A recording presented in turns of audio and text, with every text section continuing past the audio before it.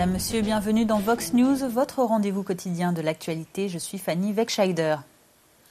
Les informations à la une de ce lundi 10 avril 2017. Au moins 45 personnes ont perdu la vie en Égypte dimanche dans 2 églises coptes qui célébraient la fête des rameaux. L'État islamique a revendiqué les attaques. L'opposant Bruno Tshibala est le nouveau Premier ministre en République démocratique du Congo. Le parti de l'UDPS a immédiatement appelé à des manifestations nationales qui ont été interdites par la police. Et enfin, la campagne pour les législatives du 4 mai a commencé en Algérie. 1200 candidats sont en lice pour devenir députés. Bonsoir à tous. 2 attentats ont fait au moins 45 morts en Égypte dimanche. 2 églises coptes à Tanta et à Alexandrie ont été les cibles d'attaques à la bombe revendiquées par l'État islamique. Les lieux de culte ont été visés le jour de la fête religieuse des Rameaux, 19 jours avant une visite du pape François en Égypte, prévue les 28 et 29 avril prochains. La branche égyptienne du groupe djihadiste avait récemment appelé à viser la communauté copte. L'attentat d'Alexandrie, la grande ville du nord du pays, a été perpétré par un kamikaze. L'homme équipé d'une ceinture explosive a tenté de pénétrer dans l'église Saint-Marc, où se trouvait le pape copte orthodoxe Tawadros II, avant d'être intercepté par des policiers. Il s'est alors fait exploser. Le précédent attentat a eu lieu, lui, avant 10 heures dans l'église Margirgis de Tanta, une autre ville située à une centaine de kilomètres du Caire, dans le delta du Nil. Des témoins racontent la scène d'horreur. Des jeunes hommes et des enfants sont morts. Il y a de la chair partout. Le béton a été détruit. Imaginez ce qui est arrivé aux gens. Les palmiers sont pleins de sang. J'ai vu des morceaux de corps et des sièges cassés. Il y avait tellement de sang partout. Il manquait la moitié de leur corps à certaines personnes. Les 3 premières rangées à l'intérieur de l'église ont été détruites. Les hommes qui étaient aussi. Il y a du sang partout. J'étais dans une autre église. J'ai entendu ce qui s'est passé ici. Alors je suis venu voir. J'ai découvert que mon cousin était mort en tant que martyr. C'était un jeune homme qui venait de finir ses études universitaires cette année et il est mort. Et les attentats de dimanche ont poussé le président égyptien Abdel Fattah al-Sisi à déclarer un état d'urgence de 3 mois dans le pays. Certaines mesures seront prises, à commencer par un état d'urgence de 3 mois en Égypte, après la mise en place de procédures légales et constitutionnelles. Le nouveau chef de l'armée somalienne a été visé dimanche par une tentative d'attentat. Le convoi qui transportait Mohamed Jama Irfid a échappé de peu à l'explosion qui le visait. Le nouveau commandant en chef de l'armée n'avait été nommé que 3 jours plus tôt. L'attaque à la voiture piégée qui a eu lieu près du ministère de la Défense à Mogadiscio a tout de même fait au moins 5 morts, 4 civils et 1 militaire. Un minibus qui passait dans les environs a subi l'attaque de plein fouet. Les islamistes Shebab, à qui le président Mohamed Abdullahi Mohamed a déclaré la guerre jeudi, ont revendiqué cette attaque suicide. Direction Baidoa au sud-ouest à présent pour suivre le travail humanitaire du Croissant Rouge turc dans un camp de réfugiés. Les Nations Unies ont lancé un avertissement. La planète est confrontée à la pire crise humanitaire depuis la fin de la Seconde Guerre mondiale, avec un risque de malnutrition et de famine pour 20 millions d'habitants au Yémen ainsi que dans 3 pays d'Afrique, dont la Somalie. Baidoa, sud-ouest de la Somalie. Ils ont marché pendant des jours sous un soleil de plomb pour atteindre ce camp. Tente de fortune, riz et surtout de l'eau, des besoins vitaux à soulager. Rahmo a donné naissance à son bébé ici il y a 2 jours. Je viens d'un village appelé Chabela. Nous avons quitté notre maison à cause de la sécheresse. Nous sommes venus parce que nous avions trop faim.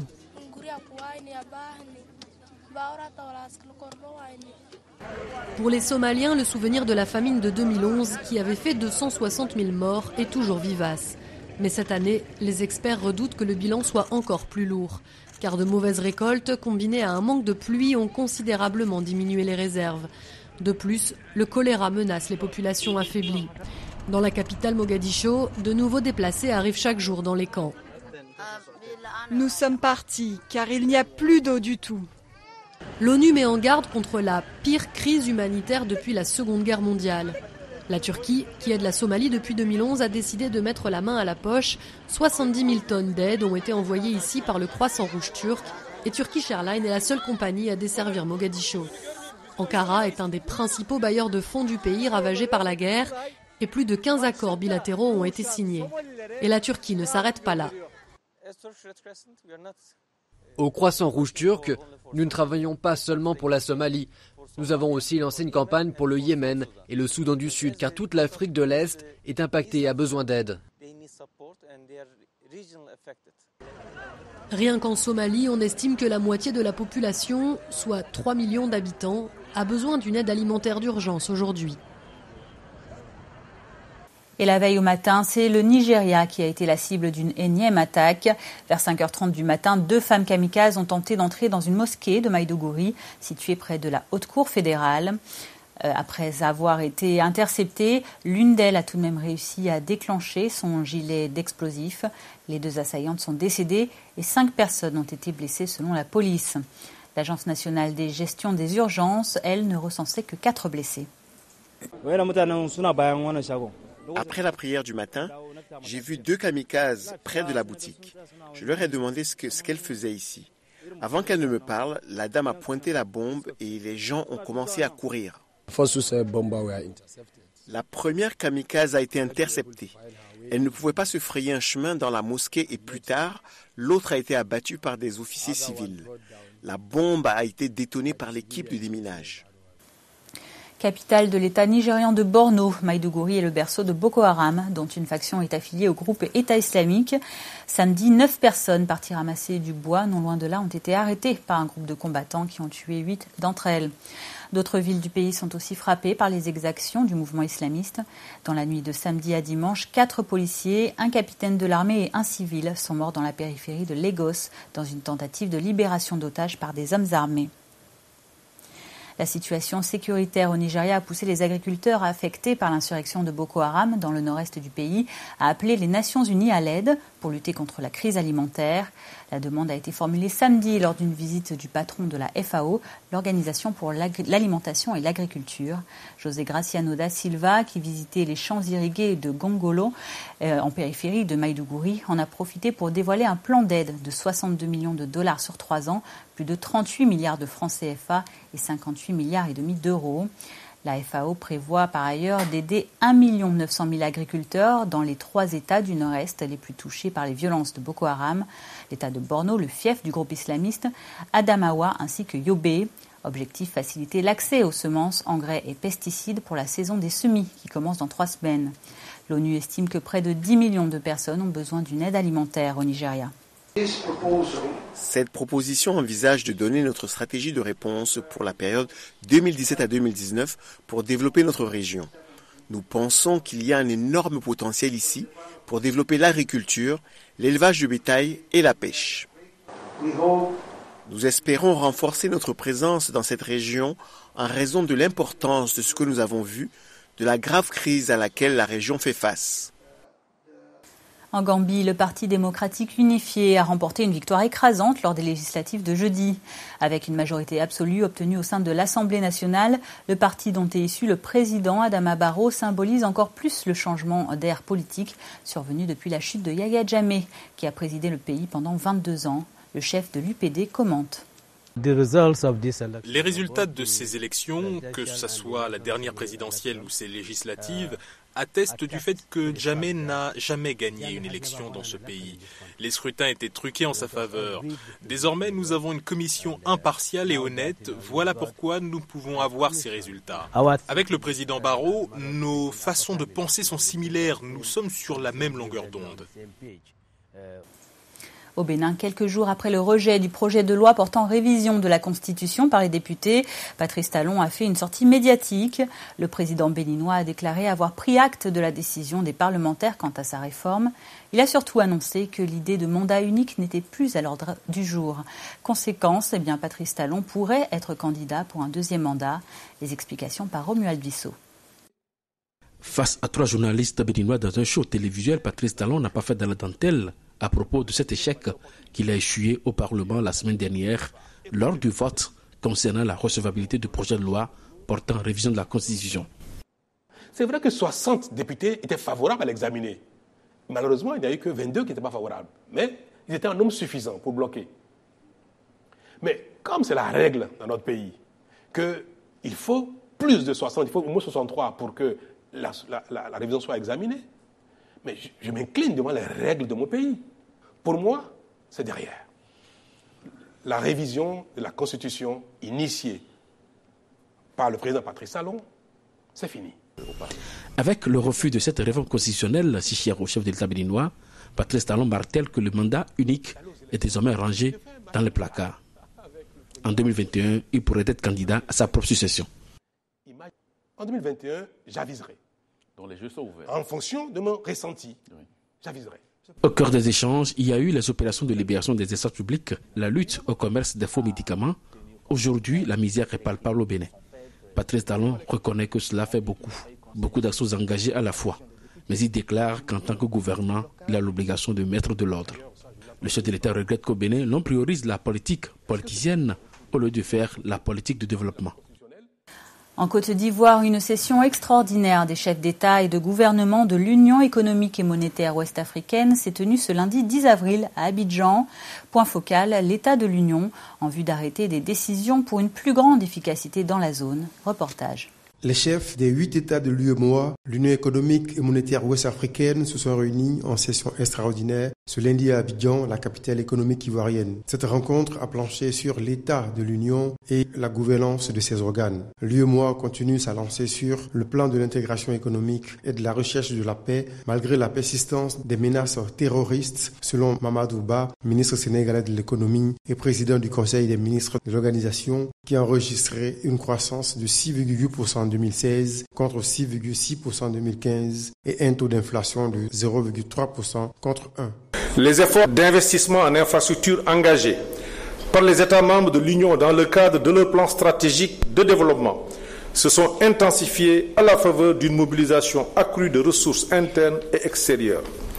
Toutefois, le taux d'endettement global de l'Union ressortirait en dessous de la norme communautaire de 70% du PIB, en se situant à 45,1% en 2016. L'approfondissement du processus d'intégration économique s'est poursuivi au cours de l'année 2016. En ce qui concerne l'initiative régionale pour l'énergie durable, l'exécution des projets financés sur les ressources du Fonds de développement énergie à hauteur de 229,7 milliards s'est accélérée. Des actions ont été conduites dans le cadre de l'amélioration de l'efficacité énergétique et de la promotion de l'énergie solaire. Le président en exercice de l'institution, Alassane Ouattara, a estimé à l'ouverture de cette session que depuis la dernière réunion au Sénégal en 2016, la situation sécuritaire de l'Union reste préoccupante. Du fait des actes terroristes, enlèvements et crimes perpétrés, sémant ainsi la peur au sein des populations. Cette lutte contre le terrorisme doit se faire en intensifiant nos efforts pour plus de croissance, l'amélioration des conditions de vie de nos populations et surtout la création d'emplois pour notre jeunesse. C'est pourquoi je suis encouragé, malgré une conjoncture internationale difficile, par de bonnes performances économiques enregistrées par les États membres de notre espace. Les perspectives économiques pour l'année 2017 sont également favorables, malgré toutes les contraintes que nous vivons au quotidien. Ces résultats encourageants sont le fruit de politiques économiques cohérentes, mises en œuvre par nos pays respectifs avec l'accompagnement des organes et des institutions communautaires et bien sûr le soutien de la communauté internationale. Au cours de cette session extraordinaire des chefs d'État et de gouvernement de l'UEMOA ayant réuni les présidents du Mali, du Bénin, du Togo, de la Guinée-Bissau, du Niger, du Burkina Faso, du Sénégal et de la Côte d'Ivoire, des actes ont été signés en vue du renforcement de la cohésion et de la paix dans la zone pour le bien-être des populations. Après la démission jeudi de Sami Badibanga, un nouveau Premier ministre a été nommé en République démocratique du Congo. Le président Joseph Kabila a désigné vendredi soir l'opposant Bruno Tshibala. Objectif, tenter de mettre fin à plusieurs mois de blocage dans l'application de l'accord de la Saint-Sylvestre. Un accord de cogestion entre la majorité au pouvoir et l'opposition est censé sortir le pays de la crise politique. Monsieur Tshibala, âgé de 61 ans, est un juriste de formation et un ancien compagnon de route de l'opposant historique Étienne Tshisekedi, a décédé le 1er février.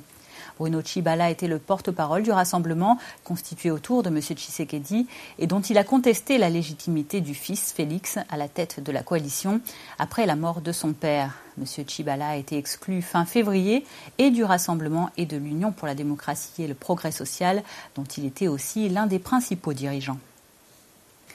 Et suite à la désignation de Bruno Tshibala, Félix Tshisekedi, qui briguait ouvertement le poste de Premier ministre, a accusé dimanche le président congolais d'être, je cite, le principal obstacle au processus démocratique.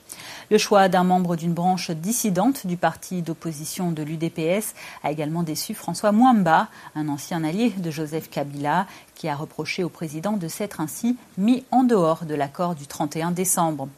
Conséquence, l'UDPS a appelé à manifester ce lundi 10 avril pour obtenir l'application rapide de l'accord. Le mouvement national n'a, semble-t-il, pas été au rendez-vous, ni dans la capitale Kinshasa, ni à Lubumbashi, la deuxième ville du pays, ni encore à Goma. Un fort dispositif militaire et policier semble avoir découragé les manifestants. Dimanche soir, la police avait annoncé que toute marche à caractère politique dans l'ensemble du pays était interdite et que tout attroupement de plus de 10 personnes serait dispersé. Moi aussi, en tant que Congolais, il faut que je respecte la ville morte. Il n'y a aucun moyen pour moi de sortir. Il n'y a pas de transport en commun et la moto coûte cher. Je n'ai donc pas les moyens de me rendre à mon lieu de travail.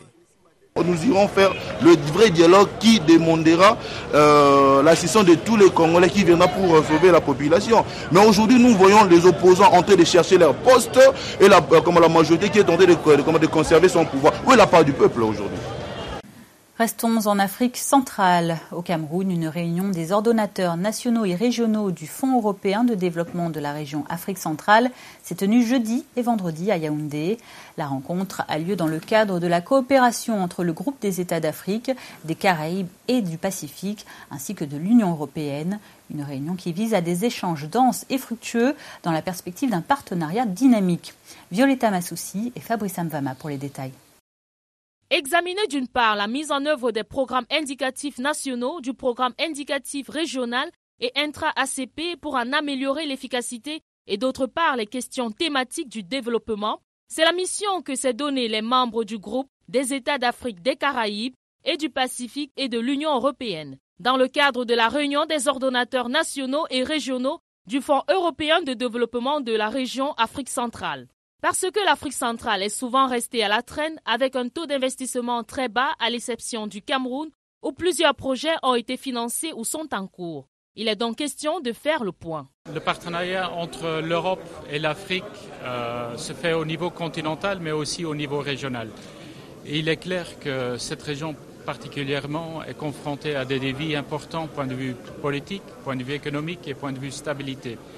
Et l'Europe veut accompagner cette région pour relever ces défis. Étaient présents à la réunion les représentants des États de l'Afrique centrale et des membres du gouvernement camerounais. Il est donc urgent de pallier les problèmes que la région rencontre, d'où la coopération avec l'Union européenne. La particularité de l'Europe, c'est de pouvoir déployer beaucoup d'instruments, des instruments financiers, mais aussi des instruments politiques. Le dialogue politique est très important, surtout pour surmonter les crises politiques et les crises et les défis de stabilité qui se posent à cette région, mais aussi les instruments d'investissement. La coopération développement, au départ, était très largement des subventions directes pour des projets et des programmes. Maintenant, nous proposons de plus en plus d'utiliser l'argent de développement de façon catalytique pour aider à des investisseurs, aider à des banques de développement, aider à d'autres financiers de venir dans les pays et de cette façon d'apporter beaucoup plus d'argent. Les défis des pays ACP sont nombreux. Les problèmes d'emploi, le secteur privé ACP qui est essentiellement informel, l'absence de la main-d'œuvre qualifiée est faible.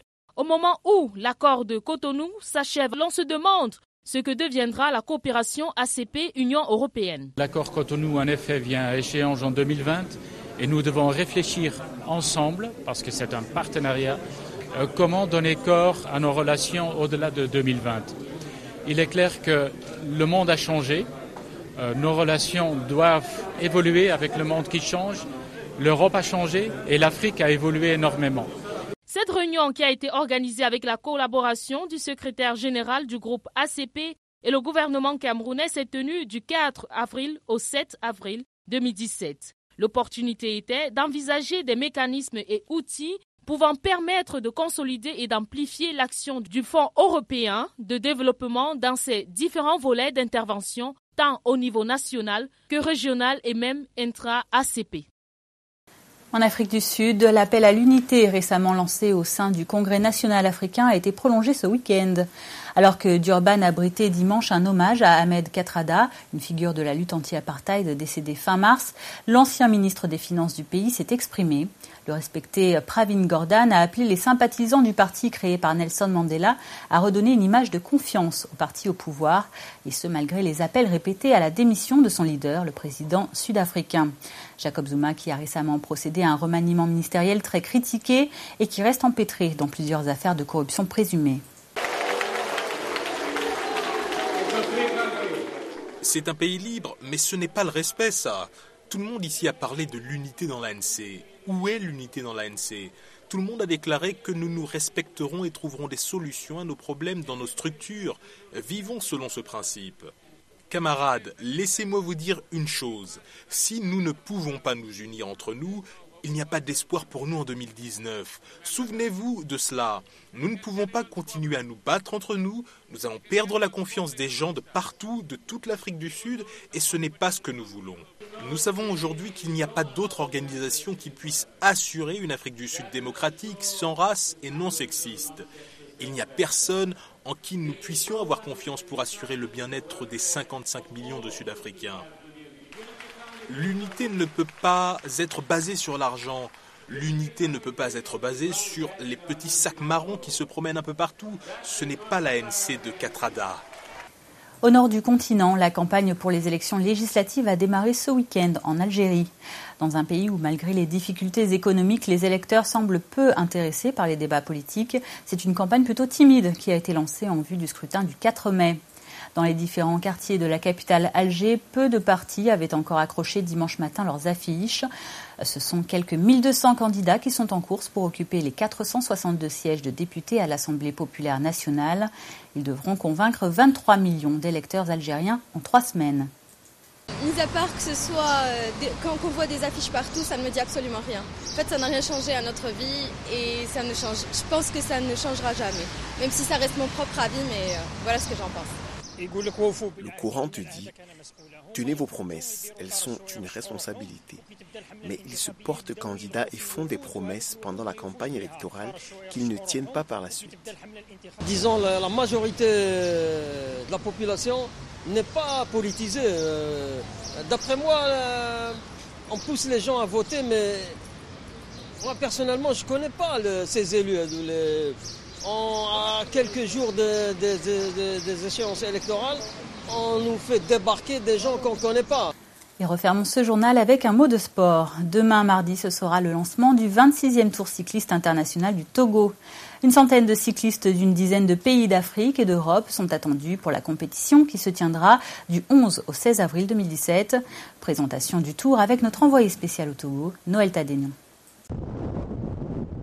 Longue de 1285 km avec 611 km de course et 670 km de transbordement, l'épreuve sera courue en 6 étapes. Et le Togo affiche déjà ses ambitions pour l'édition de cette année de son tour cycliste.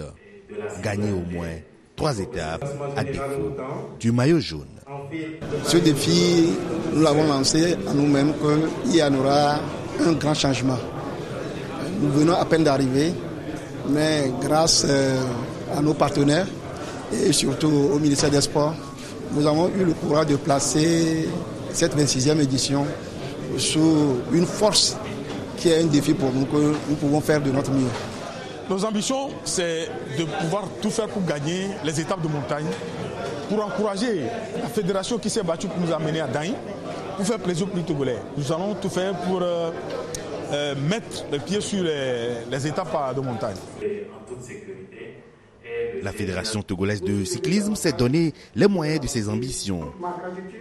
Pour leur permettre de mieux se préparer, les cyclistes togolais ont été mis au vert dans la localité d'Adeta près de la ville de Balimé, une région montagneuse située à plus de 130 km de Lomé. Ce qui se porte très bien, ils ont le moral très haut. Je dirais qu'avec la mise au vert de Daï cette année, ça a réactivé beaucoup de choses. Avant, la mise au vert se faisait, mais pas sur les collines. Cette année, tous les jours que Dieu fait, on a monté, on a grimpé. Donc du coup, les gars, ils sont habitués. Et plus les techniques de grimper qui ont été mises en place, ils ont assimilé. Et ça, j'ai vu ça dans les exercices que nous avons fait, dans les entraînements que nous avons fait. Tout est assimilé, tout est là. Et je consume pour l'un que cette année, la collaboration, la confiance réciproque et la communication surtout qui va sévir tout le long du tour entre le capitaine et ses poulains, je pense que ça va marcher. Les espoirs de l'équipe togolaise sont portés par son capitaine Abdouraouf Akanga, au mieux de sa forme avec son tout nouveau vélo en carbone. Mais la tâche ne sera pas tout de même facile face aux cyclistes venus du Bénin, du Burkina Faso, de la Côte d'Ivoire, du Niger, du Nigeria, de la République démocratique du Congo, de France, de Belgique et des Pays-Bas.